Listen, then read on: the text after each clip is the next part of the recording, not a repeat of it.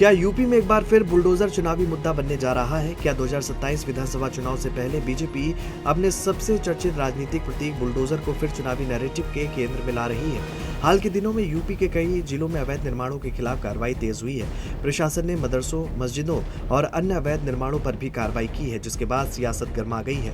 BJP इसे कानून का राज और अवैध कब्जों के खिलाफ अभियान बता रही है, जबकि विपक्ष इसे राजनीतिक और सांप्रदायिक नजरिए से देख रहा है। दरअसल बुलडोजर अब सिर्फ एक मशीन नहीं बल्कि यूपी की राजनीति का बड़ा प्रतीक बन चुका है। 2017 में बीजेपी ने कानून व्यवस्था को बड़ा मुद्दा बनाया था। 2022 के विधानसभा चुनाव तक आते आते बुलडोजर कार्रवाई सरकार की पहचान बन गई। अपराधियों, माफियाओं और अवैध कब्जों के खिलाफ कार्रवाई को बीजेपी ने कानून के राज की स्थापना के तौर पर पेश किया। चुनाव प्रचार के दौरान भी बुलडोजर की खूब चर्चा हुई और योगी आदित्यनाथ को बुलडोजर बाबा तक कहा गया। अब 2027 के चुनाव से पहले एक बार फिर अवैध निर्माणों पर कार्रवाई तेज होती दिखाई दे रही है। प्रशासन का कहना है कि ये कार्रवाई किसी धर्म या समुदाय के खिलाफ नहीं बल्कि नियमों के उल्लंघन और अवैध कब्जों के खिलाफ है। सरकार का दावा है कि चाहे कोई भी व्यक्ति या संस्था हो, अगर निर्माण नियमों के खिलाफ है तो कार्रवाई होगी।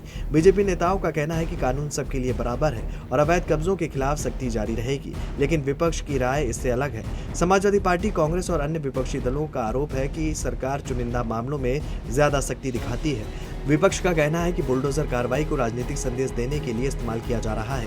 उनका आरोप है कि सरकार विकास, रोजगार, शिक्षा और महंगाई जैसे मुद्दों से ध्यान हटाकर भावनात्मक मुद्दों को आगे बढ़ाना चाहती है। राजनीतिक जानकारों की माने तो बीजेपी की रणनीति दो स्तरों पर काम करती दिखाई देती है। पहला, कानून व्यवस्था और सख्त प्रशासन की छवि को मजबूत करना। दूसरा, अपने कोर वोट बैंक को ये संदेश देना कि सरकार कानून तोड़ने वालों के खिलाफ समझौता नहीं करेगी। और यही वजह है कि मुख्यमंत्री योगी आदित्यनाथ अपने भाषणों में अक्सर कानून व्यवस्था, माफिया विरोधी अभियान और सख्त प्रशासन का जिक्र करते हैं। दूसरी तरफ विपक्ष भी समझता है कि बुलडोजर की राजनीति का जवाब सिर्फ विरोध से नहीं दिया जा सकता, इसलिए सपा पीडी यानी कि पिछड़ा, दलित, अल्पसंख्यक समीकरण को मजबूत करने में जुटी है।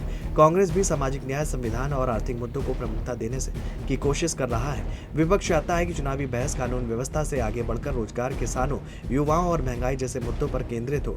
यूपी की राजनीति में यह भी सच है कि कानून व्यवस्था हमेशा बड़ा चुनावी मुद्दा रही है। 2017 और 2022 में बीजेपी को इसका लाभ भी मिलता हुआ दिखाई दिया था। अब सवाल ये है कि क्या 2027 में भी जनता कानून व्यवस्था और बुलडोजर कार्रवाई को सबसे बड़ा मुद्दा मानेगी या फिर आर्थिक या सामाजिक मुद्दे चुनावी विमर्श पर हावी होंगे। फिलहाल इतना तो तय है कि यूपी में बुलडोजर सिर्फ प्रशासनिक कार्रवाई नहीं बल्कि एक बड़ा राजनीतिक प्रतीक बन चुका है और जैसे जैसे 2027 का चुनाव करीब आएगा, इस पर सियासी बहस और तेज होती जाएगी। अब सबसे बड़ा सवाल यही है कि 2027 के चुनाव में बुलडोजर बीजेपी के लिए जीत का हथियार बनेगा या विपक्ष इसे सरकार के खिलाफ राजनीतिक मुद्दे में बदलने में सफल होगी। ये आने वाला समय बताएगा।